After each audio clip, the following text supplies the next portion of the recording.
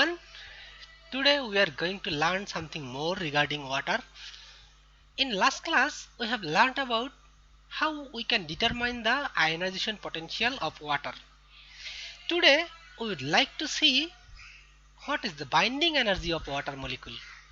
That means we know that in water molecule, two hydrogen atoms combine with one oxygen atom. So there are two bonds, one in between oxygen and hydrogen, another in between oxygen and hydrogen. So both the bonds are similar. So we would like to find out how much energy is needed to break the bond. মানে আমরা দেখব যে আসলে একটা water মলিকুলের মধ্যে যে oxygen এবং hydrogen আছে এইগুলোকে ব্রেক করার জন্য অথবা এই বন্ড এনার্জিটা কতটুকু, অথবা আরেকটা মলিকুল আমরা নিয়েছি, যদি আমরা এটা শেষ করে এটা করতে পারি তাহলে আরেকটা মিথেন মলিকুলটা দেখব। তো দুইটা একই জিনিস বা একই রকম ভাবেই আমরা করব। তো এখন তোমাদের কাছে আমি একটু জানতে চাই যে আসলে তোমরা বাইন্ডিং এনার্জি বা বন্ড এনার্জি এইটা সম্পর্কে তোমাদের জানা আছে কিনা, কেউ বলতে পারবা? আমি কিন্তু অলরেডি একটু বলে দিয়েছি যে বাইন্ডিং এনার্জি অথবা বন্ড এনার্জিটা কি। এই যে মনে করো আমি একটা মলিকুল নিলাম, আমার ওয়াটার স্যার একটা মলিকুল। বন্ড ব্রেক করতে যতটুকু এনার্জি দিতে হয় সেটা হচ্ছে এক্স্যাক্টলি ওই এক্স্যাক্টলি এক্স্যাক্টলি সেই কথাটাই আমি অলরেডি বলে দিয়েছি, কারণ প্রথম যখনই খুলেছি তো বন্ড এনার্জি এক্সপ্লেন করতে গেলে বা কিছু বলতে গেলে অটোমেটিক্যালি চলে আসে। এই হলো আমাদের একটা ওয়াটার মলিকুল, তাই না? এই ওয়াটার মলিকুলটার মধ্যে আমাদের আছে কি অক্সিজেন হাইড্রোজেন হাইড্রোজেন। তাহলে এইখানে একটা বন্ড আছে, এইখানে একটা বন্ড আছে, দুইটাই কোভ্যালেন্ট বন্ড। তাহলে এখন এর যে কোনো একটা বন্ড, হয় এই বন্ডটা অথবা এই বন্ডটা, যে কোনো একটা বন্ড অথবা দুইটা বন্ডেই যদি আমরা ভাঙতে চাই তাহলে আমাদের কতটুকু এনার্জি দিতে হবে। তো এখন তোমরা কি চিন্তা করতে পারো, কোনো আইডিয়া আছে যে আসলে আমরা কিভাবে এই বন্ড এনার্জিটা, তোমরা তো কিসের ইন্টারমিডিয়েটে এই বন্ড এনার্জিগুলো শিখে আসছো, তাই না? যে একটা মলিকুল তোমরা মনে হয় শিখে আসছো, কিসের মধ্যে ছিল কি মিথেন মলিকুলের যে কার্বন হাইড্রোজেনের বন্ড এনার্জি। তো সেই মলিকুলের একটা এক্সাম্পল থাকার কথা আমি যতদূর মনে পড়ে। তো অবশ্য রিসেন্ট বইগুলো দেখিনি আমি, আমরা যখন পড়তাম তখন যা ছিল সেটাই মনে করতে পারছি। তো সেখানে যা ছিল যে একটা মিথেনের ইসের চারটা কার্বন হাইড্রোজেন বন্ড আছে, তাহলে এর প্রত্যেকটা বন্ড ভাঙতে কতটুকু এনার্জি লাগবে সেটা। তাহলে এখন তোমাদের কোনো আইডিয়া আছে যে আমরা এই মলিকুলের অথবা এই বন্ডটা ভাঙার জন্য কতটুকু এনার্জি লাগবে সেটা আমরা কিভাবে বের করব? কারো কোনো আইডিয়া আছে কিনা?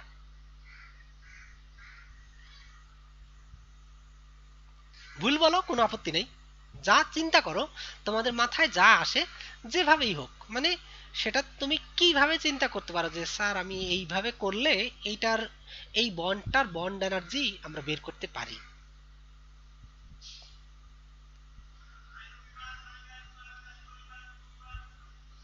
কারো কোনো আইডিয়া নেই? লাস্ট ক্লাসে কিন্তু আমরা একটা টেম্পারেচার কাজ করেছিলাম। হ্যাঁ বলো বলো, কি বলছিলা? টেম্পারেচার দিয়ে করা যাবে না? আচ্ছা, টেম্পারেচার, হ্যাঁ, টেম্পারেচার বাড়ানো যাবে। এবং সেটা আসলে কি, টেম্পারেচারটা বাড়ানো মানে একটা সেন্স হলো যে এনার্জিটাকে বৃদ্ধি করা, তাই না? যে টেম্পারেচার বাড়ানো, তুমি কিছু একটা তাপ দিচ্ছ, সেই তাপ আচ্ছা স্যার, এটা দিলে তাপ শোষী বিক্রিয়ার কাছে আবার কাজ করবে না? তাপ শোষী বিক্রিয়া। এখন ব্যাপার হলো কি যে তাপ হারি বিক্রিয়া অথবা তাপ উৎপাদী বিক্রিয়া সেটা যাই হোক না কেন, আমরা এখানে একটা ভাবে দেখব, শুধুমাত্র সাইনটাকে তখন আমরা নেগেটিভ করে বা পজিটিভ করে দিব, সেটা হলেই তো হলো। কারণ আমাদের উদ্দেশ্যটা কি, যে বন্ডটাকে ভাঙা। আসলে কি আমরা কি করব, এই যে এইখানে এইখানে আমরা যেভাবে কাজটা করব সেটা আমি একটু পরে বলছি। যে এই যে লাস্ট ক্লাসে আমরা করেছিলাম কি, এই ওয়াটার মলিকুলের সেটা নিউট্রাল এবং আয়োনাইজড, মানে একটা ওয়াটার মলিকুলের মোট এনার্জি কত। ওয়াটার মলিকুলের মধ্যে আছে কি কি, একটা হাইড্রোজেন আছে, দুইটা হাইড্রোজেন আছে, একটা হাইড্রোজেন একটা হাইড্রোজেন একটা অক্সিজেন। তাহলে এই তিনটা মলিকুল, তিনটা অ্যাটম, এই তিনটা অ্যাটম যখন যুক্ত হচ্ছে একটা আরেকটার সাথে, তখন তাদের মধ্যে একটা, মানে প্রত্যেকটা অ্যাটমের একটা নির্দিষ্ট শক্তি আছে। এবং তারপরে যখন বন্ধন গঠিত হয় তখন একটা শক্তি নির্গত হয়। আসলে কি আমরা এইখানে বের করতে যাচ্ছি কি বন্ধন শক্তি মানে আসলে বন্ড এনার্জি। আমরা উল্টাভাবে সবসময় কিন্তু উল্টাভাবে বলি যে বন্ডটা ভাঙতে কতটুকু এনার্জি লাগে, কিন্তু আসলে কথাটা কিন্তু এরকম যে একটা বন্ধন গঠিত হলে কতটুকু এনার্জি রিলিজ হয়, এটা কিন্তু আসলেই বন্ধন শক্তি। কিন্তু আমরা সবসময় বলে থাকি যে কোনো একটা বন্ধন ভাঙতে যে পরিমাণ এনার্জি লাগে বিষয়টা কিন্তু একই।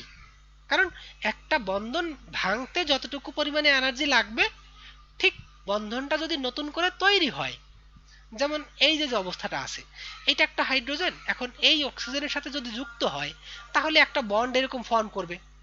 তাহলে এখন যদি বন্ডটা ফর্ম করে তাহলে এখন এই হাইড্রোজেন এবং এই অক্সিজেন হাইড্রোজেন বা ওএইচ এটা যে অবস্থায় আছে এদের মধ্যকার শক্তিটা কিছু কমে যাবে। কারণ কি যে যখন বন্ধুত্ব হয় তখন তারা কিছু খরচ করে।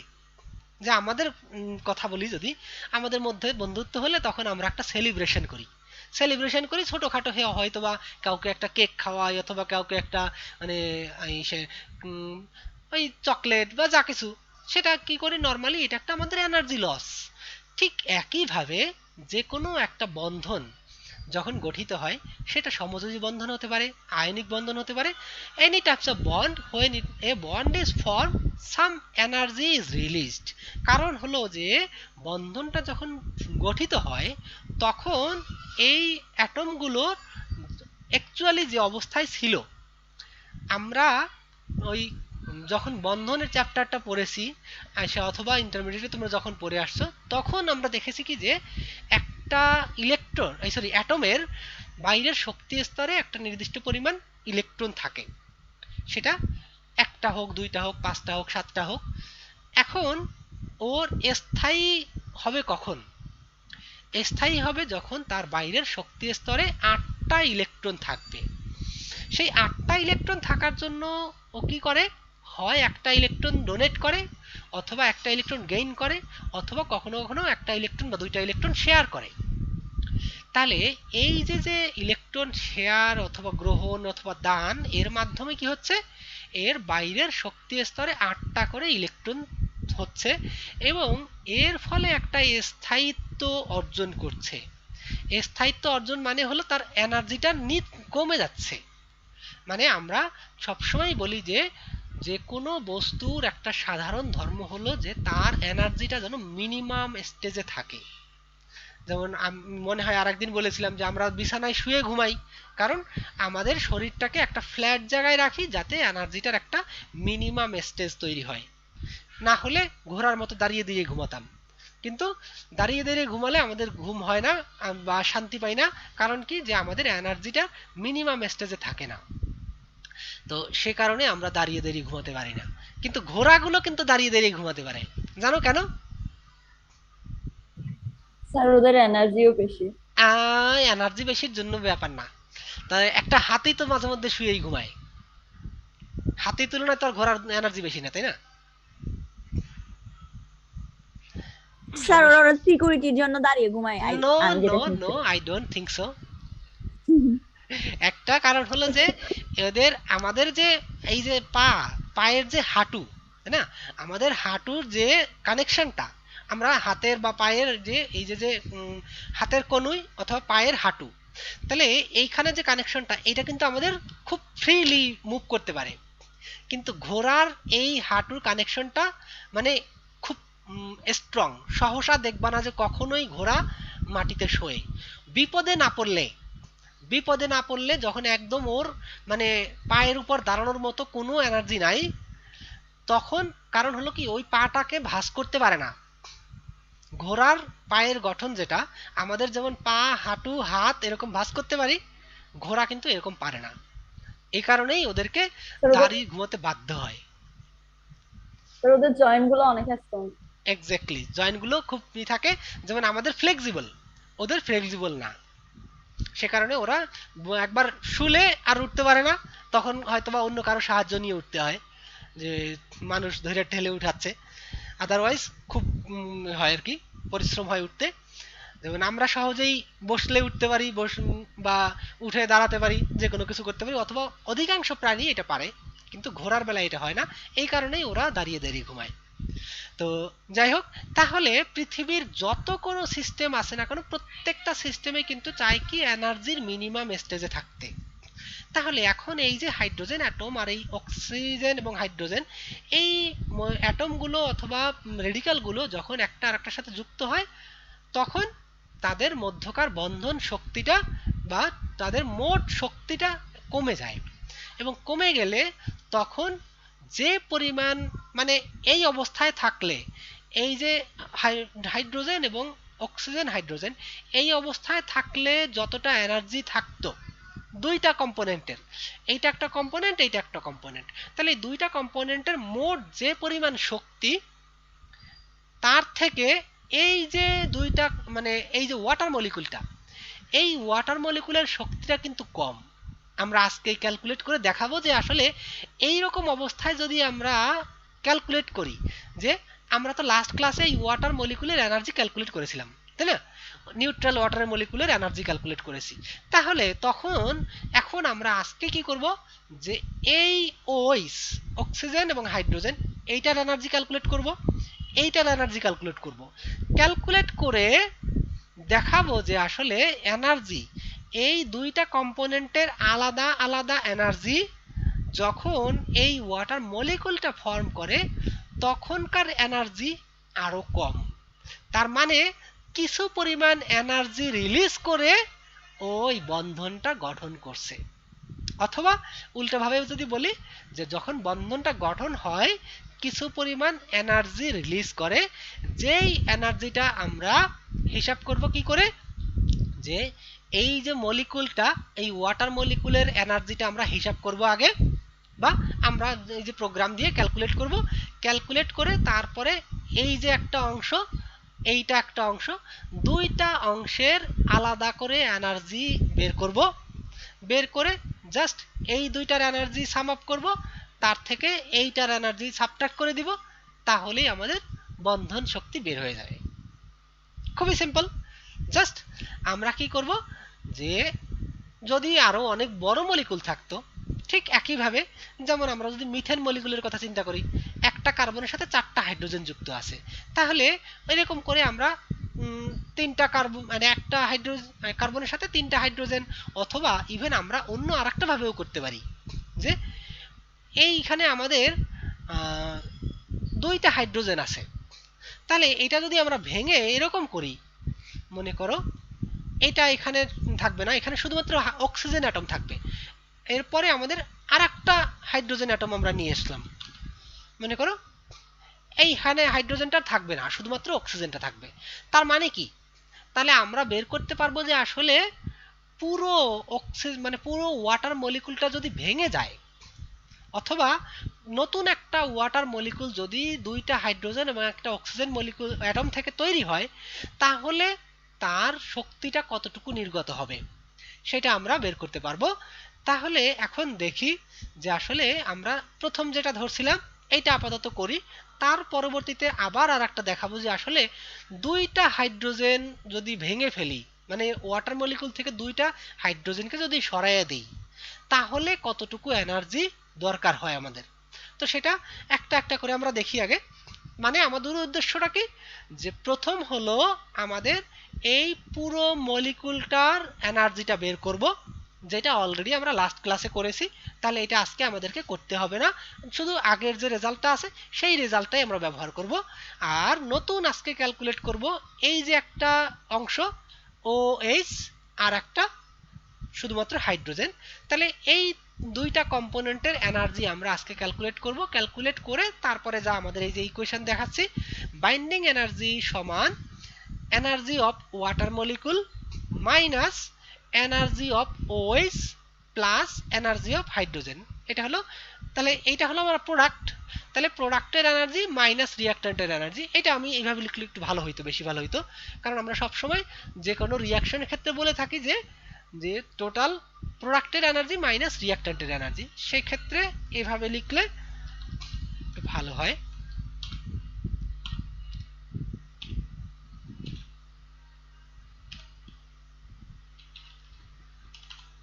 আচ্ছা, তাহলে আমরা এইভাবে লিখব। তাহলে এই অংশটা আগে আমরা ডিলিট করে দেই। তাহলে এই থাকলো।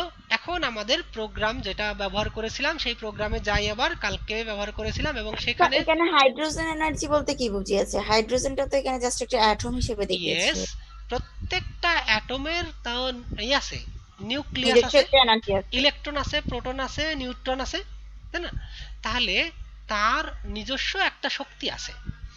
যত কিছুই দেখো না কেন, প্রত্যেকটা অ্যাটম, মলিকুল, প্রত্যেকটার মধ্যে একটা এনার্জি আছে। সেই এনার্জিটা হলো আমরা হিসাব করব যখন এখানে দেখবা। এখনই প্রথমটাই করি, তাহলে তুমি হাইড্রোজেনের কথা বলছো যখন, তাহলে প্রথমে আমরা হাইড্রোজেনের এনার্জিটা ক্যালকুলেট করি, কারণ আমাদের অলরেডি ওয়াটারের এনার্জি ক্যালকুলেট করা আছে। মনে আছে তো, লাস্ট ক্লাসে করেছিলাম। সেই ফাইলটাই খুলে দেখাই, দেখো এই জি যে ছিল স্যার। আমাদের ইনপুট ফাইল। তাহলে আমরা করব কি আউটপুট ফাইল, কারণ ইনপুট ফাইল মানে আমরা যেটা ইনপুট স্ট্রাকচার দিছিলাম সেটা আমরা ইচ্ছা করে ভুল দিয়েছিলাম, যাতে আমরা জাস্টিফাই করতে পারি যে আসলে আমরা যে স্ট্রাকচারটা দিয়েছি সেখান থেকে আসলে মডিফাই করে কিনা। তো সেটা সেটা কিভাবে মডিফাই করছে সেই জিনিসটা কিন্তু আমি আগের দিন দেখাই নাই, তোমাকে আজকে একটু দেখাই। মনে করো এই যে আমি আরেকটা কাজ করি, নিউট্রাল। আমরা প্রথমে কি করেছিলাম, ওয়াটার নিউট্রাল মলিকুল ক্যালকুলেট করেছি। এইটা ছিল আমাদের ইনপুট স্ট্রাকচার, মানে এখানে একটা বন্ড ছিল অ্যাকচুয়ালি এরকম, এইরকম একটা স্ট্রাকচার ছিল। অফ, আবার কি করলাম কেন,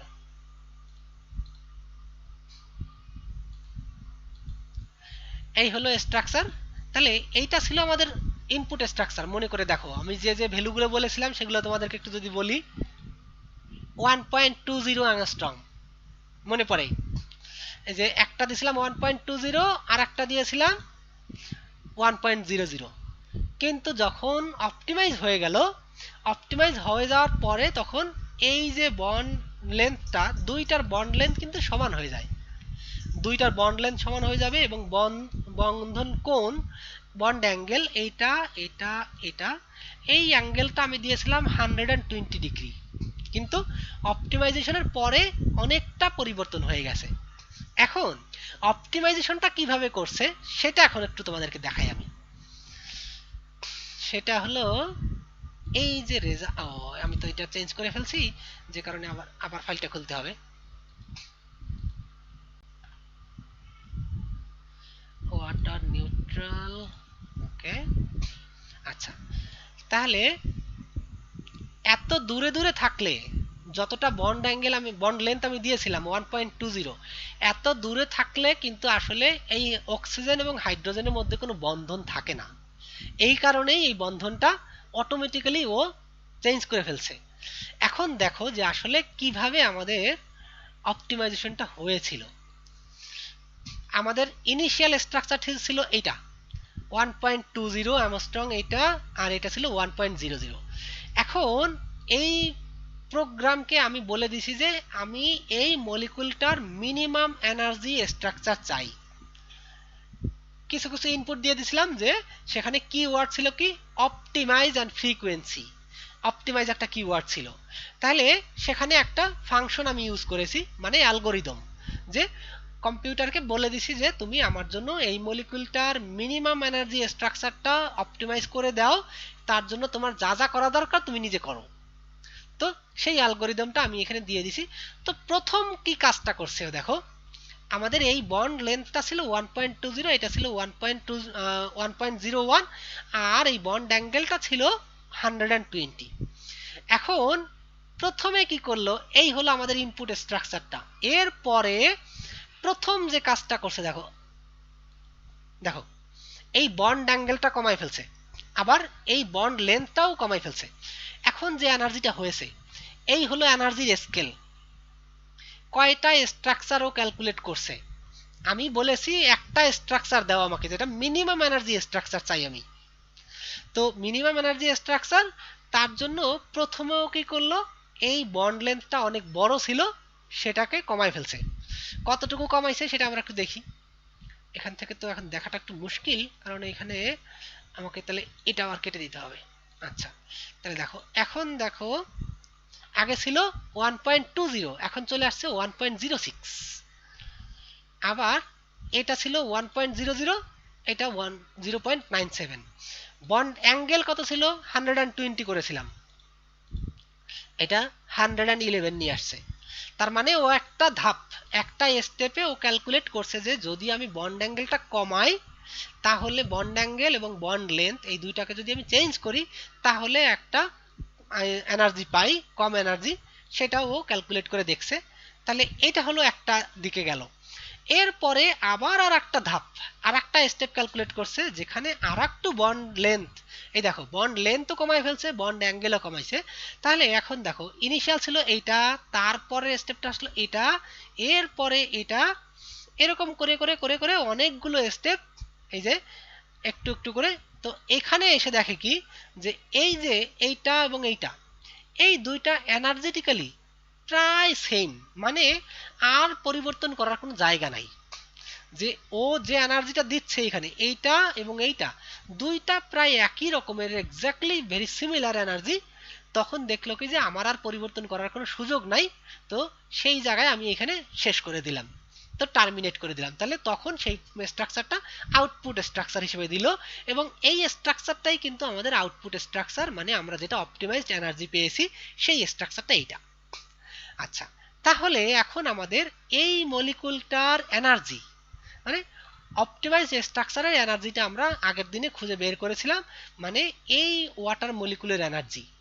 তাহলে ফাইল ওপেন, এখন আমি আর ইন্টারমিডিয়েটে যাব না, এখন যাই নিউট্রাল মলিকুলের, তার মানে ওয়াটারের এনার্জিটা কত সেটা আমরা এখান থেকে রেজাল্টে গিয়ে সামারি দেখে বলেছিলাম, এই যে ভ্যালুটা -76.459, এত এত হার্ট্রি, এই যে এনার্জিটা, এই এনার্জিটা হলো তাহলে আমাদের water মলিকুলের energy.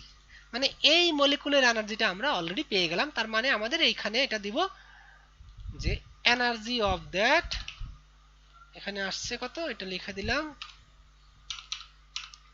Energy of water. আর এরপরে আমাদের বের করতে হবে এইটা এবং এইটা, এই দুইটা এনার্জি যদি বের করতে পারি তাহলে সেখান থেকে এখন আমরা নতুন করে একটা ক্যালকুলেশন দেই। চাইলে আমরা এই ফাইলটাও রাখতে পারি অথবা নতুন আর একটা ফাইল খুলতে পারি। দেখো নতুন একটা ফাইল খুলে নেই, file new create molecule group, নতুন একটা ব্ল্যাঙ্ক ফাইল নিয়ে নিলাম। ব্ল্যাঙ্ক ফাইল নিয়ে মনে করতে হবে যে এই যে এখানে যে এগুলো কিওয়ার্ডগুলো দিয়েছিলাম, যে যে প্যারামিটারগুলো দিয়েছিলাম বা যে যে ফাংশনগুলো ইউজ করেছি, এক্স্যাক্টলি কিন্তু সেম ফাংশন ব্যবহার করতে হবে। তো তার জন্য আমরা একটু আগে দেখে নেই যে আসলে এটা কি কি প্যারামিটার আমরা দিয়েছিলাম। তো রেজাল্টের সামারির মধ্যেই কিন্তু ছিল, ও ফাইলটা তো কেটে দিলাম, ফাইল ওপেন, তাহলে নিউট্রাল মোটামুটি রেজাল্ট সামারির মধ্যে পাবো।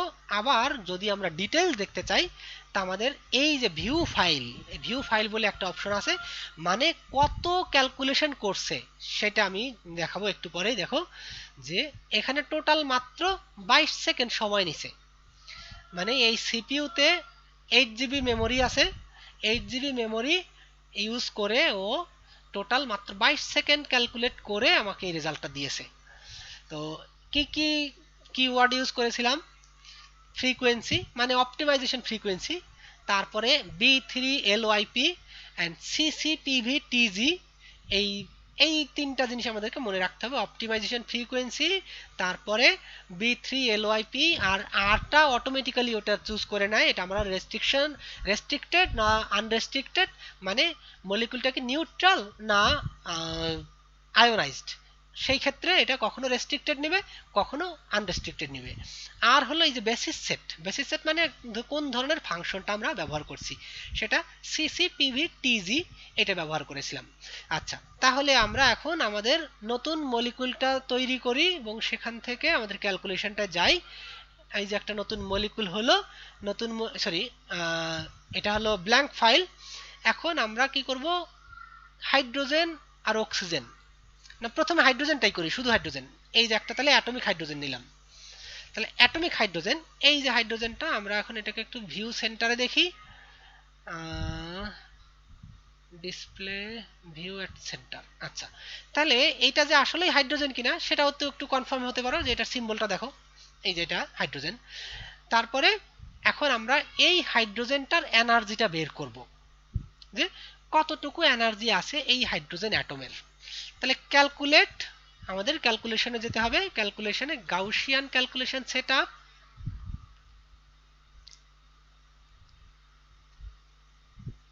এত সময় লাগে কেন, মেমোরি ফুল হয়ে গেছে। তাহলে জব টাইপ আমরা লাস্ট দিনে ব্যবহার করেছিলাম অপটিমাইজেশন ফ্রিকোয়েন্সি। তাহলে optimization and frequency, opti plus frequency এটা। তারপরে আমরা বলেছিলাম অপটিমাইজ টু মিনিমাম, ঠিক আছে, মিনিমাম। মেথড ব্যবহার করেছিলাম আমরা, এইটা ছিল ডিএফটি, ডেনসিটি ফাংশনাল থিওরি, আর এইটা বি3 লিপ এলওয়াইপি। আর এইখানে বেসিস সেট ব্যবহার করেছিলাম সিসিপিভিটিজি, হ্যাঁ, সিসিপিভিটিজি এটা।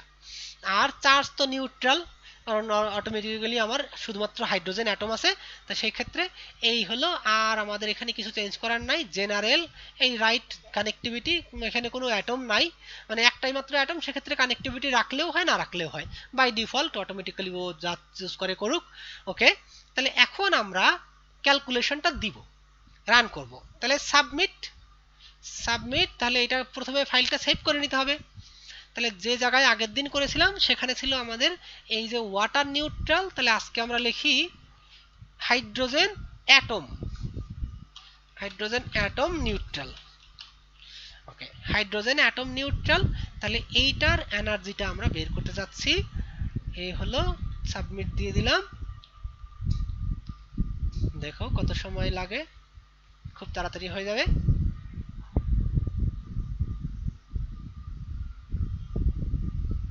আচ্ছা, হয়ে গেল।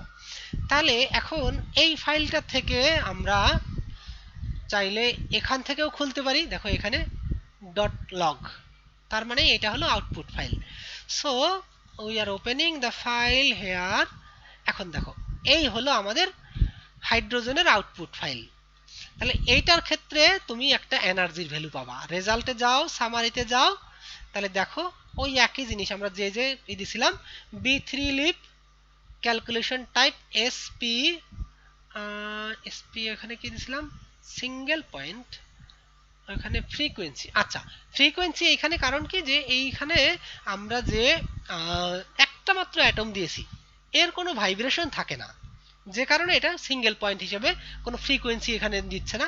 আমরা কিন্তু দেওয়ার সময় অপটিমাইজেশন ফ্রিকোয়েন্সি দিয়েছিলাম, দেখো সেটা আমি একটু দেখাই যে আসলেই আমরা ঠিক মতো দিয়েছিলাম কিনা। ভিউ ফাইলে যাই, ভিউ ফাইলে গেলে দেখবা যে এখানে যত ক্যালকুলেশন করছে, আমি কি কি কিওয়ার্ড দিয়েছি, কোথায় কোন কোন, তারপরে এই প্রোগ্রামটা কারা তৈরি করছে, এই যে সাইট দিস ওয়ার্ক, মানে এটা হলো যে এই প্রোগ্রামটা কোন কোন মানুষরা তৈরি করছে সেটা। তারপরে আমি কি দিয়েছি দেখো, এই যে আমি কাজ করতে বলেছিলাম যে তুমি এই কাজ করো, অপটিমাইজেশন ফ্রিকোয়েন্সি বি3 লিপ, বি3 এলওয়াইপি, সিসিপিভিটিজি, জিওমেট্রিক কানেক্টিভিটি। তার মানে আমি যেভাবে অপটিমাইজেশনটা চেয়েছি আমার ইনপুট কিন্তু ঠিকই আছে, ও আউটপুট কি দিছে না দিছে সেটা আমরা পরে দেখলাম। কারণ একটা মাত্র অ্যাটম তো, সেই কারণে কোনো ভাইব্রেশন থাকে না, কোনো মানে ভাইব্রেশনাল বা ইনফ্রারেড স্পেকট্রা থাকে না, যে কারণে আমরা এখান থেকে জাস্ট ওই শুধু এসপি বা সিঙ্গেল পয়েন্ট এনার্জি পেয়েছি। যাই হোক, তাহলে এরপরে দেখবা যে কত ক্যালকুলেশন। প্রথমে আমরা যখন শুরু করেছিলাম, এইটা হলো আমাদের শুরু করার প্যারামিটার, অটোমেটিক্যালি কম্পিউটার নিজে নিজে তৈরি করে নিছে। তারপরে এই হলো ক্যালকুলেশন শুরু করছে, যোগ বিয়োগ গুণ ভাগ কত কিছু করে করে করে করে করে মানে অনেকগুলো স্টেপ করে এতটা, ফাইনালি একটা দেখবা আমাদেরকে এনার্জি দিয়েছে। এফ আমি খুঁজে বের করি, এসসিএফ, দেখো এসসিএফ ডেনসিটি। আচ্ছা, এই যে দেখো একটা এসসিএফ মানে সিঙ্গেল সিঙ্গেল পয়েন্ট এনার্জি আর কি, জাস্ট এটা যে তাহলে এই যে যে এনার্জিটা আনরেস্ট্রিক্টেড বি3 এলআইপি, এটা 0.502156 AU আফটার 6 সাইকেলস, মানে মোটামুটি 6টা ক্যালকুলেশন শেষ করে ও আমাদেরকে এই এনার্জিটা দিয়েছে। তো এরকম করে আরো অনেকগুলো ক্যালকুলেশন করছে, যতগুলো স্টেপ স্টেপ স্টেপ স্টেপ করে।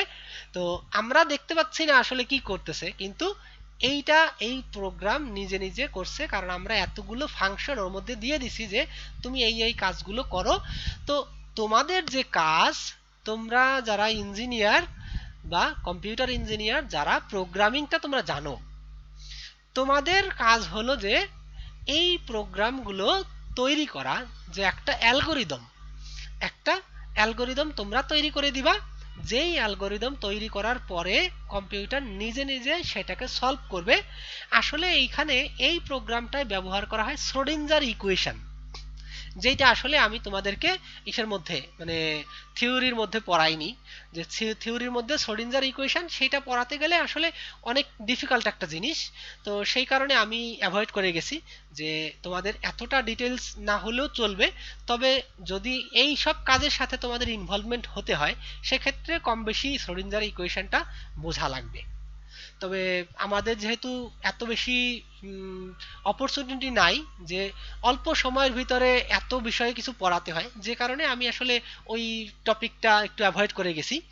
তো যাই হোক, অ্যাপ্লিকেশন হলে সেক্ষেত্রে আমরা খুব তাড়াতাড়ি এটা করতে পারি, কিন্তু ওই থিওরিটা বোঝাতে গেলে অনেকটা সময় দরকার ছিল।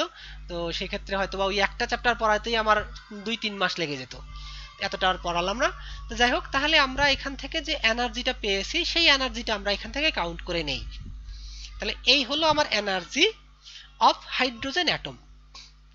তাহলে এইখানে এইটা হলো হাইড্রোজেন অ্যাটমের এনার্জি। তাহলে এত হার্ট্রি এখানে ব্র্যাকেট দিলাম। এরপরে আমরা ওএইচ যেটা আছে এই ওএইচ এর এনার্জিটা বের করি। ঠিক একইভাবে এখন তোমরা আমাকে ইনস্ট্রাকশন দিবা যে আমি আসলে কিভাবে এই যে ওএইচ অ্যাটমটা ওএইচ রেডিকালটা এইটার এনার্জি তৈরি করতে পারি বা এনার্জি ক্যালকুলেট করতে পারি। এখন আমাকে তোমাদেরকে যদি টিম ভিউয়ার কোনো একটা সফটওয়্যারের সাথে পরিচিত তোমরা? টিম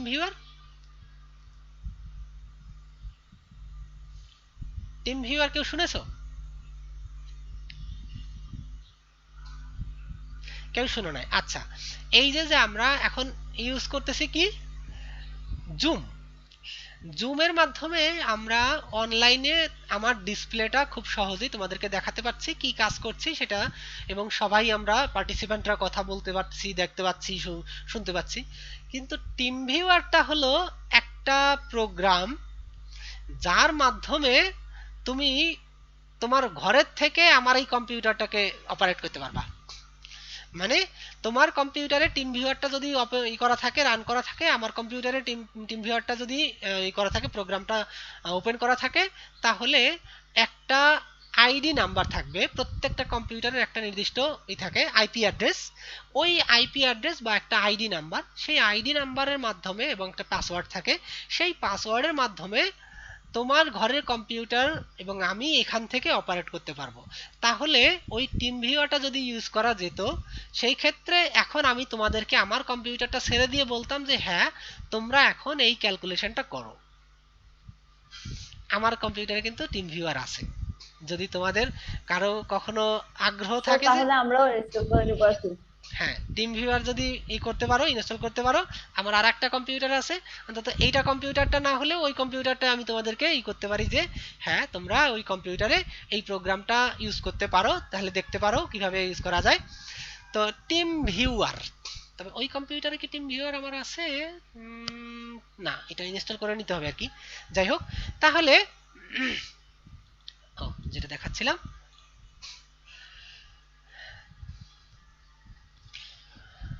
আমার ডিসপ্লে কোথায় গেল? আচ্ছা, তাহলে এখন আমরা কেউ যদি আমাকে একটু ইনস্ট্রাক্ট করতে পারো যে স্যার এইভাবে করেন, তাহলে আমি কিন্তু সেভাবে কাজটা করতে পারি। আমি চাই এই ওএইচ মলিকুলটার এনার্জিটা ক্যালকুলেট করব। তাহলে প্রথমে কি করতে হবে? আমাদের একটা মলিকুল মানে একটা ব্ল্যাঙ্ক ফাইল নিতে হবে। ব্ল্যাঙ্ক ফাইল নিয়ে তারপরে কি করতে হবে? ব্ল্যাঙ্ক ফাইলের পরে ওই মলিকুলটা মানে প্রথমে ড্র করতে হবে, হাইড্রোজেন এবং অক্সিজেন ড্র করে তারপরে তার ভিতরে একটা বন্ড দিতে হবে। বন্ড দিয়ে তখন ওই মলিকুলটা বা এই রেডিকালটার অপটিমাইজেশন ক্যালকুলেশন দিতে হবে। তাহলে এই কাজগুলো আমি বলে দিলাম। এখন তোমরা যদি কেউ ইনস্ট্রাক্ট করতে পারো, আর না হলে আমি দেখাচ্ছি। দেখো, এই যে ফাইল, প্রথমে ফাইলে গেলে একটা নিউ আসবে, মানে একটা ব্ল্যাঙ্ক ফাইল খোলার জন্য। তোমরা যেমন word file, PowerPoint file যেখানে যাও না কেন, ফাইলের মাধ্যমে নতুন একটা ব্ল্যাঙ্ক ফাইল খুলতে পারো। ঠিক একইভাবে এখানে আমাদের একটা ক্রিয়েট মলিকুল গ্রুপ, মানে নতুন একটা মলিকুল গ্রুপ, এই যে আমি খুললাম এটা। এখন আমাদের কি করতে হবে, এই ওএইচ রেডিকালটা ড্র করতে হবে। তাহলে ওএইচ রেডিকালটা তুমি চাইলে ওয়াটার মলিকুল ড্র করে সেখান থেকে একটা হাইড্রোজেন রিমুভ করে দিতে পারো, অথবা একটা অক্সিজেন একটা হাইড্রোজেন নিয়ে এসে তারপরে সেখানে একটা তুমি বন্ড দিতে পারো, তো যেভাবে খুশি। অথবা এভাবেও করা যেতে পারে, যেমন আমরা এখানে যাই, এই যে অক্সিজেন গেলাম, অক্সিজেন গেলে সেক্ষেত্রে এখানে আসবে কি অ্যাটমিক অক্সিজেন। তাহলে এই যে অ্যাটমিক অক্সিজেন আসলো, এরপরে আমরা কি করব, এখানে একটা হাইড্রোজেন নিয়ে আসি। এই অক্সিজেন গেল, মানে এটা হলো পিরিয়ডিক টেবিলটা। এখানে গেলে এই যে এখানে যদি কার্সর ধরো, তার কার্সর ধরলে এটা পিরিয়ডিক টেবিলটা আসবে, যেটা এই যে এলিমেন্ট ফ্র্যাগমেন্ট। এটা আসলে এলিমেন্ট ফ্র্যাগমেন্ট না বলে পিরিয়ডিক টেবিল বলাটাই ভালো, কারণ আমরা এখান থেকে মোটামুটি সবগুলো কম্পোনেন্ট নিয়ে আসতে পারি। তবে পিরিয়ডিক টেবিলে হয় কি, শুধুমাত্র এলিমেন্ট হিসেবে থাকে। কিন্তু এখানে দেখো, এই অক্সিজেনে আমি যখন ক্লিক করেছি তখন অ্যাটমিক অক্সিজেন আছে, অক্সিজেনের ডাবল বন্ড আছে, আবার অক্সিজেনের এই দুই পাশে দুইটা সিঙ্গেল বন্ড আছে। তাহলে এটা আবার একটু নতুন, আরো বেশি কিছু, মোর দ্যান পিরিয়ডিক টেবিল। আবার যদি কার্বনের কথা বলো, কার্বনটা সিলেক্ট করো, তাহলে তুমি অ্যাটমিক কার্বন নিতে পারো। কার্বনের এক পাশে তিনটা বন্ড, এক পাশে একটা, তারপরে কার্বন ডাইঅক্সাইড রাখতে গেলে যেমন লাগে, তারপরে এরকম করে এরকম এরকম ভিন্ন ভিন্ন স্ট্রাকচার আমাদের আছে এখানে। তো সেক্ষেত্রে এটা মোর দ্যান পিরিয়ডিক টেবিল, সেই কারণে এটা এলিমেন্ট ফ্র্যাগমেন্ট হিসেবে ওরা নামকরণ করছে। Anyway, so let's draw the hydrogen. তাহলে এই হাইড্রোজেনে গেলে আমরা এই হাইড্রোজেন অ্যাটমিক হাইড্রোজেনও নিতে পারি, অথবা এই হাইড্রোজেন টার্মিনাল। তাহলে এটা নিলে এর সাথে দিয়ে দিলাম, ওমা, তাহলে দুইটা হাইড্রোজেন চলে আসলো। তাহলে এটা আমি এখানে দিলাম, এটা দিলে কি হয়, দুইটা হাইড্রোজেন আসতেছে। তা আমি ওভাবে নেব না, একটা হাইড্রোজেন নেই, একটা হাইড্রোজেন অ্যাটম। তাহলে এটা নিলাম, নিয়ে আমি একটা বন্ড লেন্থ দিয়ে দিব। এই যে হলো বন্ড, কারণ এর মধ্যে তো কোনো বন্ড নাই আপাতত। কারণ এখন যদি দেখো, এটা ক্লিক করো, এটা আর এটা ক্লিক করলে দেখবা যে এটার মধ্যে কোনো বন্ড শো করছে না, এই যে দেখাচ্ছে নান। এবং এখানে বন্ড লেন্থ দেখাচ্ছে 1.59, মানে কোনো বন্ড নাই, কিন্তু দূরত্বটা। যখন তুমি এইটা সিলেক্ট করবা, এটা হলো বন্ড, তাহলে বন্ড হলে এখন এই বন্ড দেখাচ্ছে এবং এর দূরত্বটা এইটা। তা আমি চাইলে এখান থেকে দূরত্বটাকে এতটুকুও রাখতে পারি, অথবা বাড়াতে পারি, কমাতে পারি। কারণ নর্মালি আমরা জানি কি যে অক্সিজেন এবং হাইড্রোজেনের মধ্যে বন্ড দূরত্ব যখন ওয়াটার মলিকুল ছিল তখন হয়েছিল অ্যারাউন্ড 0.96। তাহলে 0.96 এখানে আসে প্রায় ডাবল। তা আমি অত বেশি না রাখি, আমি মনে করো 1.20 রেখে দিলাম। তো 1.20 এটা রেখে আমি যখন ওকে করে দিব, তখন এই যে ট্রান্সলেট গ্রুপ মানে কি, এটাও ট্রান্সলেট হবে, এটাও ট্রান্সলেট হবে, দুইটা একসাথে কাছাকাছি এসে দূরত্বটা 1.20 করে দিবে। ওকে করে দিল। তাহলে এখন দেখো, আমি আবার যদি যাই, তাহলে এই দূরত্বটা 1.20 পেয়ে যাবো। এই যে 1.20 আসলো। তো এই হলো একটা সিঙ্গেল বন্ড হলো। এখন আমরা এই যে হাইড্রক্সিল রেডিক্যাল, এইটার এনার্জিটা ক্যালকুলেট করব, মানে এই রেডিক্যালটা অপটিমাইজ করব। তো অপটিমাইজ করতে গেলে আমাদের কি করতে হবে, যে এখন ক্যালকুলেট, এইবারে আমাকে বলো, এইবারে কেউ না কেউ ইনস্ট্রাকশন দাও যে স্যার এটা করেন, বলো, দেখে বলো। এই যে আমি কার্সর ধরেছি, ক্যালকুলেট, মানে আমরা চাই যে অপটিমাইজেশন করব। তাহলে গাউসিয়ান ক্যালকুলেশন সেটআপ, এখানে যদি আমি ক্লিক করি, এরপরে এখানে কি করতে হবে, জব টাইপ কি দেব, এই যে জব টাইপে ক্লিক করলাম, এখানে আবার অনেকগুলো অপশন আছে, কোনটা দেব,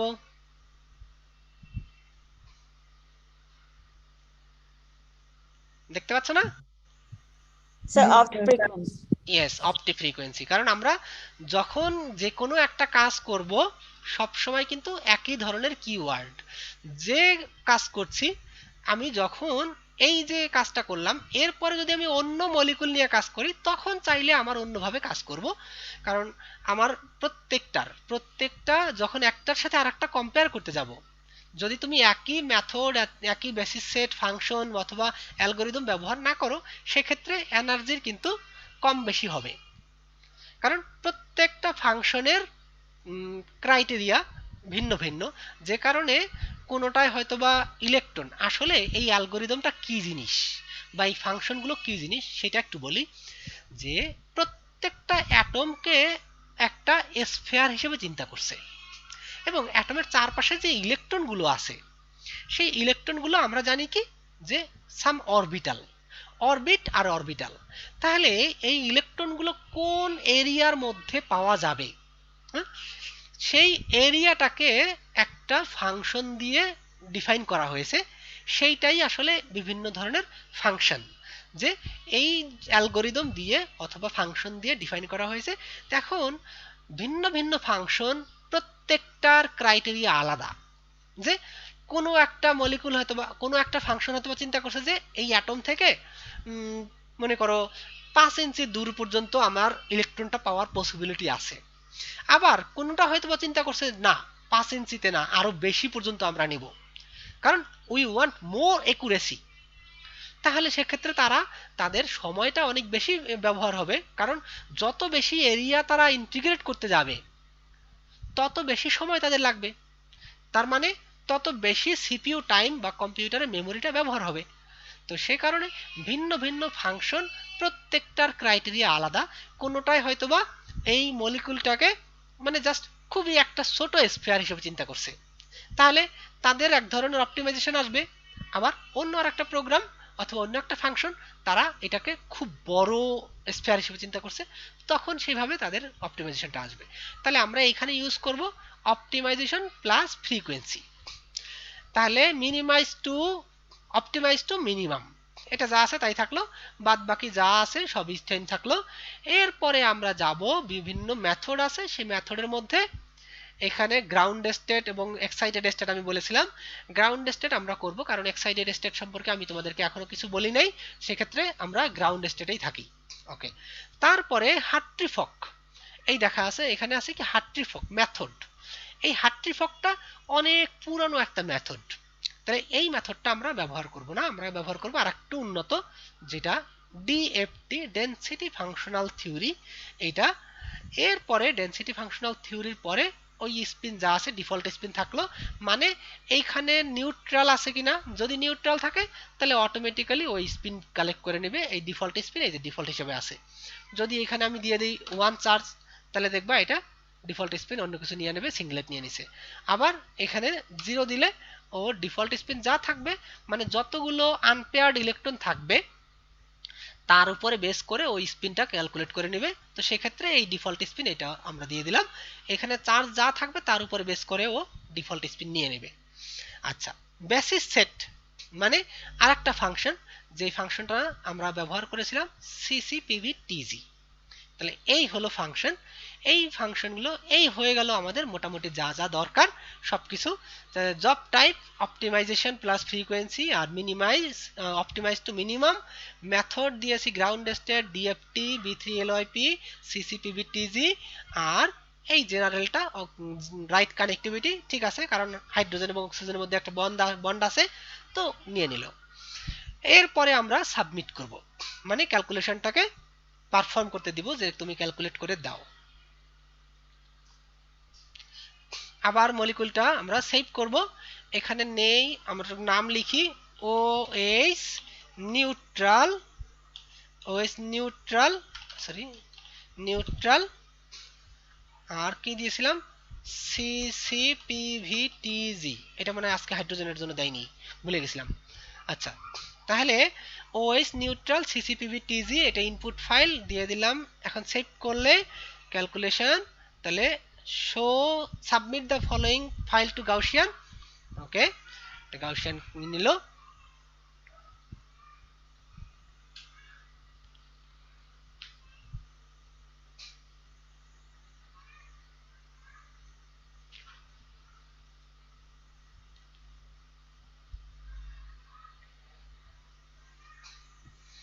আমি এই যে ছোট ছোট ক্যালকুলেশন দেখাচ্ছি, কারণ হলো কি এইটা আমি ক্লাসের মধ্যে দেখাতে পারি, আর যদি বড় ক্যালকুলেশন দেখাতাম এই দেখো শেষ, 1 মিনিটও লাগে নেই। তাহলে 1 মিনিটের কম সময়ে কিন্তু আমাদের ক্যালকুলেশনটা হয়ে গেল। কিন্তু আমি এমন এমন ক্যালকুলেশন করেছি যেটা 1 সপ্তাহেও শেষ হয় না, 1 সপ্তাহ। এবং সেই কম্পিউটারগুলোর মেমোরি কিন্তু আরো অনেক বেশি। যেমন এইটা মাত্র আমার একটা ল্যাপটপ এই ক্ষেত্রে এর মেমোরি, হার্ড ডিস্ক মেমোরি বা ক্যাপাসিটি, এটা কিন্তু এত বেশি ভালো পারফর্ম করে না। আমরা যেটা ইউজ করেছি, আমি সবসময় ব্যবহার করছি হয় ডেস্কটপ না হয় ক্লাউড।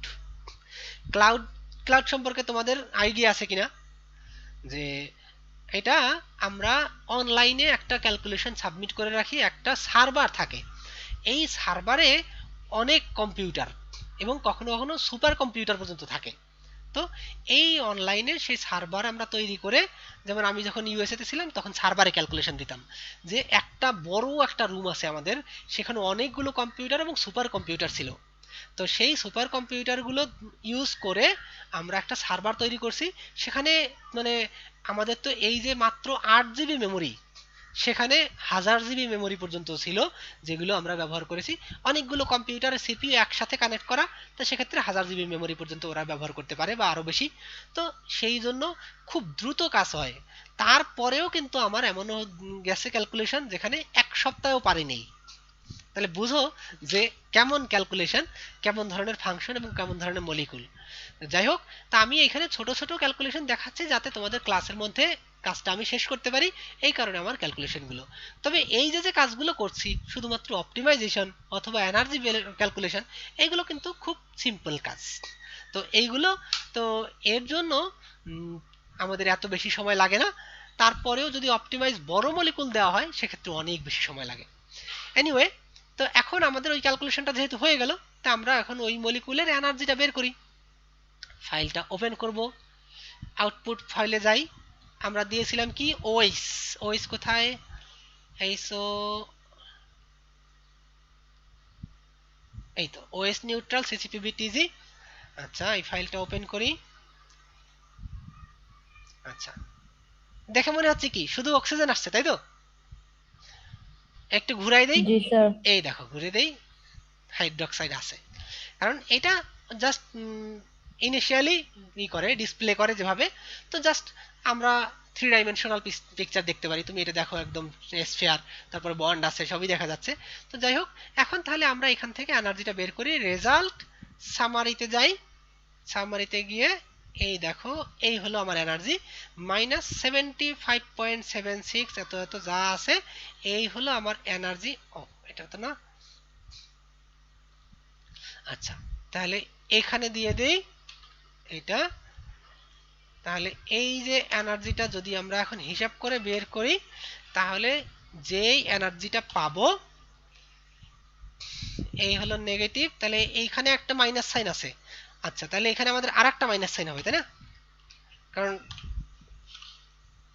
ওভারঅল ওয়াটার মলিকুলের সাইন এনার্জিও কিন্তু মাইনাস ছিল।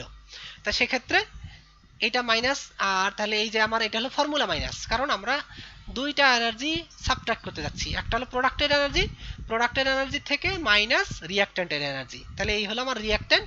তাহলে রিঅ্যাক্ট্যান্টের এনার্জি সাবট্রাক্ট করতে গেলে এখন আমরা চাইলে এটা ইসেও এক্সেলেও করতে পারি অথবা ক্যালকুলেটর দিয়েও করতে পারো। তাহলে ক্যালকুলেটর দিয়ে করি। -75 -75.7641 2663 তারপরে এটা হলো আরেকটা মাইনাস 0.50215634, এটা হলো -76.24, তাহলে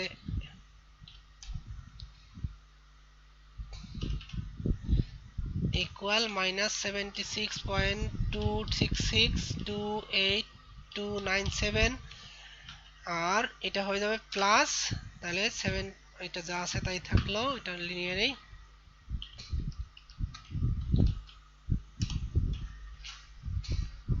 প্লাস 76.4598983952 এটা আসলো ইকুয়াল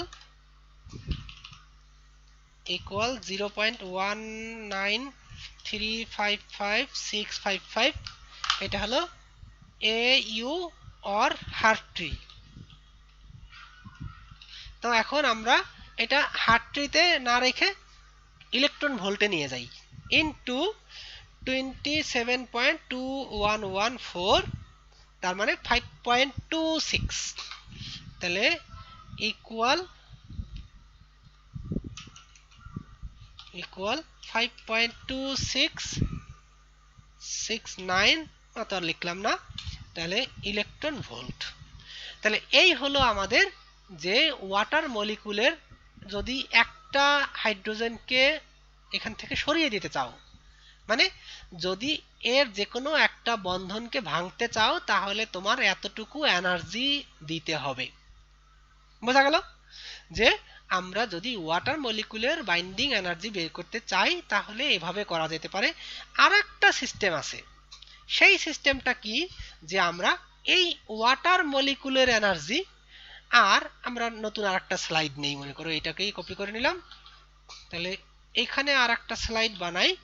সেই সিস্টেমটা হলো এরকম করে, আমাদের এখানে শুধুমাত্র থাকবে কি এই ওয়াটার মলিকুল, এরপরে দুইটা হাইড্রোজেন থাকবে আর একটা অক্সিজেন থাকবে, আলাদা আলাদা প্রত্যেকটার।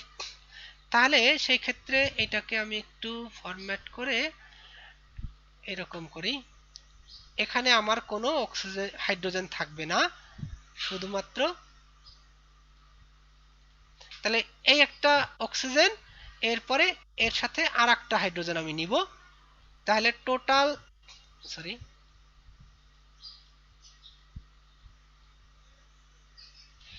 দুইটা হাইড্রোজেন,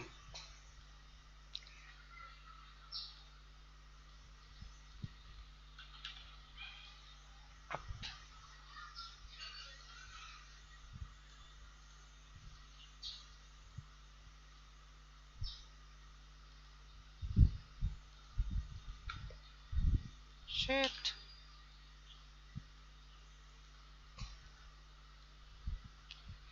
তাহলে মোট আমাদের এইরকম যদি অবস্থা হয়, প্রত্যেকটাকেই আমরা আলাদা আলাদা করে ভেঙে ফেলবো। মানে যদি ওয়াটার মলিকুলটাকে পুরোটাই একটা অক্সিজেন আর দুইটা হাইড্রোজেনে যদি আমরা সেপারেট করতে চাই, তাহলে আমরা কিভাবে করব? তার জন্য কি হবে, প্রথম যে ওয়াটারের এনার্জিটা সেটা তো আমরা বের করলামই, তারপরে আমাদের কি করতে হবে, একটা অক্সিজেনের এনার্জি বের করতে হবে আর দুইটা হাইড্রোজেনের এনার্জি, তার মানে টোটাল এই তিনটা অ্যাটমের এনার্জি, আর সেখান থেকে এই একটা ওয়াটার মলিকুলের এনার্জি যদি আমরা সাবট্রাক্ট করে দেই, তাহলে টোটাল এই যে ওয়াটার মলিকুল থেকে দুইটা হাইড্রোজেনকে সেপারেট করে দিতে আমাদের অতটা এনার্জি লাগবে। তো সেটা আমরা এখন তো অলরেডি হাইড্রোজেন এনার্জি করা আছে, এই যে ওয়াটারের এনার্জি করা আছে, তাহলে আমরা শুধুমাত্র অক্সিজেন এনার্জিটা বের করি, তাহলেই পেয়ে যাব, বাকিগুলো আমাদের তো করা আছেই। তাহলে এখন দেখি জাস্ট ঝটপট সেটা ওয়াটারের এনার্জিটা বের করে, সরি, অক্সিজেন এনার্জিটা বের করে ফেলি। ফাইল, নিউ, ক্রিয়েট, তাহলে এখানে যাই, এখানে শুধুমাত্র লাগবে আমার অ্যাটমিক অক্সিজেন, এই নিয়ে নিলাম অ্যাটমিক অক্সিজেন। তাহলে এখন ক্যালকুলেট করি, Gaussian calculation, job type, energy, optimization, frequency, method, এটা হবে ডিএফটি এন্ড বি3 লিভ এন্ড সিসিপিভি টিজি, হয়ে গেল, আর যা আছে সবই ঠিক আছে, সাবমিট, সাবমিট করে দিলাম। অক্সিজেন নিউট্রাল সিসিপিভি টিজি,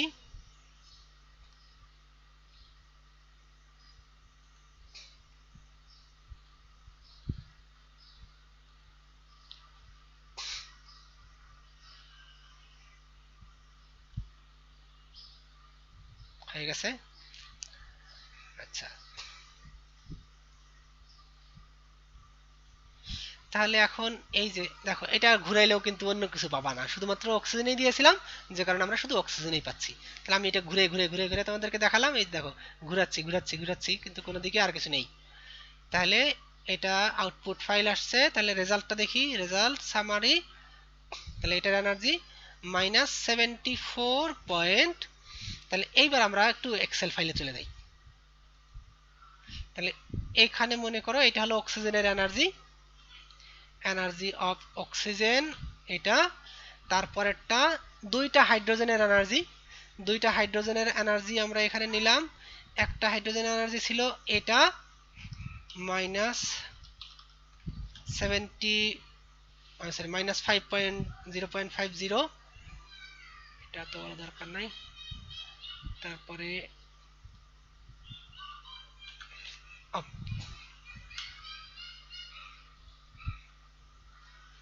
আচ্ছা এটা হলো, তাহলে দুইটা হাইড্রোজেন, সেক্ষেত্রে আমরা জাস্ট সেম জিনিস 2 মাল্টিপ্লাই করে দিলে হবে। আর ওয়াটারের এনার্জিটা কত ছিল সেটা নেই, ওয়াটারের এনার্জিটা এখানে ছিল আমাদের মাইনাস,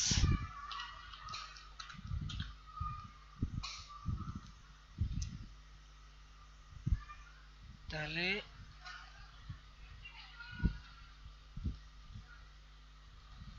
আচ্ছা তাহলে এটা হলো অক্সিজেন, এটা হাইড্রোজেন, এটা ওয়াটার H2O। আচ্ছা তাহলে এখন আমাদের টোটাল এনার্জি ডিফারেন্সটা কত? এখানে আমরা ধরবো দুইটা হাইড্রোজেন, তাহলে সেক্ষেত্রে আমরা এখানে সাবট্রাক্ট করি। যে সাবট্রাক্ট করার জন্য কি করব, এইটার এনার্জি আর এইটার এনার্জির সাথে দুইটা জাস্ট ইকুয়াল এভাবে রাখি আমরা, তারপরে প্লাস এইটা multiplied by 2 minus water energy. দেখো একবারে হয়ে গেল মাইনাস 0.46 এত ইলেকট্রন, সরি 0.46 এত হার্ট্রি। এখন এটাকে তাহলে binding energy of 2 hydrogen atom with oxygen, তাহলে এখানে আমরা পেয়ে গেলাম কি, তাহলে এটা হলো binding energy of 2 hydrogen atoms. আর তাহলে এখন যদি একটা হাইড্রোজেন অ্যাটমের সাথে বাইন্ডিং এনার্জিটা বের করতে চাও, তাহলে এটা হলো হার্ট্রিতে আসছে, তো আমরা ইলেকট্রন ভোল্টে নেই, তাহলে এটাকে ইকুয়াল দিস মাল্টিপ্লাইড বাই 27.2114, তাহলে এত, এটা হলো এটা হলো হার্ট্রি, আর এটা হলো ইলেকট্রন ভোল্ট। তাহলে এটা এখন আমরা জাস্ট শুধু সিঙ্গেল বন্ডের জন্য যদি বলি, তাহলে ইকুয়াল দিস ডিভাইড বাই 2, তাহলে 6.33 ইলেকট্রন ভোল্ট। এটা হলো যে একটা হাইড্রোজেন। আর এখানে আমরা পেয়েছিলাম কত ইনিশিয়ালি 5.26। আসলে এইটা এক ধরনের ক্যালকুলেশন আর এটা আরেক ধরনের ক্যালকুলেশন, দুইটা ভিন্ন ভিন্ন, কারণ এটা আমরা অ্যাটমিক লেভেলে করেছি আর এখানে একটা রেডিক্যাল। তো সেক্ষেত্রে এর বন্ধন, তাহলে এই যে বন্ধনটা আছে দুইটাকে আমরা সমানভাবে ধরে নিছি, কিন্তু যখন আমরা এই যে ক্যালকুলেশনটা করেছি এই ক্যালকুলেশনের ক্ষেত্রে আমাদের স্টিল অক্সিজেন এবং হাইড্রোজেনের মধ্যে একটা বন্ধন থাকছে, যে কারণে এই বন্ধনটা একটু লুজ, যে একটা বন্ধনকে, কিন্তু দুইটা বন্ধন যদি তুমি একসাথে ভাঙতে চাও তাহলে তোমাকে 12.66 ইলেকট্রন ভোল্ট এনার্জি দিতে হবে। ঠিক আছে, তাহলে আমরা আর মিথেন মলিকুলের বাইন্ডিং এনার্জি বের করতে গেলাম না, কারণ একই সিস্টেম আমরা এরকম করে একটা কার্বনের এনার্জি বের করব, তারপরে চারটা হাইড্রোজেন এনার্জি অলরেডি ক্যালকুলেট করা আছে, তাহলে একটা কার্বন এবং চারটা হাইড্রোজেনের এনার্জি আর মিথেন মলিকুলের এনার্জিটা বের করব। মিথেন মলিকুলটা আমাদের অপটিমাইজ করতে হবে, একটা কার্বন এর চারপাশে চারটা হাইড্রোজেন দিয়ে অপটিমাইজ করে তাহলে একটা মিথেন মলিকুল পাবো। তাহলে মিথেন মলিকুল বন্ধন বের করতে হবে না কোথায়, সিএইচ, হ্যাঁ আমরা তো সিএইচ বন্ধন করব, কারণ কার্বন এবং হাইড্রোজেন, তাহলে ওই সিএইচ বন্ধনটা তো অটোমেটিক্যালি চলে আসবে, কারণ আমরা মিথেনেরটা বের করলাম, মিথেনেরটা বের করার পরে চারটা হাইড্রোজেন যদি আমরা এইভাবে করি, হ্যাঁ মিথেনটা বের করার পরে মিথেনের টোটাল এনার্জি বের করবা, তারপরে কার্বনের এনার্জি বের করবা আর হাইড্রোজেনের এনার্জি বের করবা, যেমন আমরা এখানে করেছি কি, এই যে ওয়াটার, তাহলে এখানে আসবে আমার CH4, তারপরে এখানে আসবে হাইড্রোজেন যা ছিল তাই, আর এখানে আসবে কার্বন, একই জিনিস। তাহলে তারপরে এইভাবে যে ইকুয়েশনটা আমরা যা করলাম, যে এই মানে টোটাল এই যে প্রোডাক্টগুলোর এনার্জি, তাহলে চারটা হাইড্রোজেন এনার্জি আমরা করব, তাহলে এখানে আসবে এইটার এনার্জি প্লাস 4 হাইড্রোজেনের এনার্জি মাইনাস মিথেনের এনার্জি, তাহলে তুমি 4টা কার্বন হাইড্রোজেনের বন্ড এনার্জি পেয়ে যাবা। মানে একসাথে 4টা কার্বন হাইড্রোজেন বন্ড ভাঙতে কতটুকু এনার্জি লাগবে সেটা বের করা যাবে। তারপরে সেখান থেকে যদি তুমি একটা ভাঙতে চাও তাহলে 4 দিয়ে ডিভাইড করে দাও, যেমন এখানে আমি দেখাইছি। তাহলে একটা হাইড্রোজেন অক্সিজেন বন্ধন ভাঙার জন্য আমাদের 6.33 ইলেকট্রন ভোল্ট এনার্জি লাগবে। তাহলে এই হলো আজকের ক্লাস। যদি কারো কোনো প্রশ্ন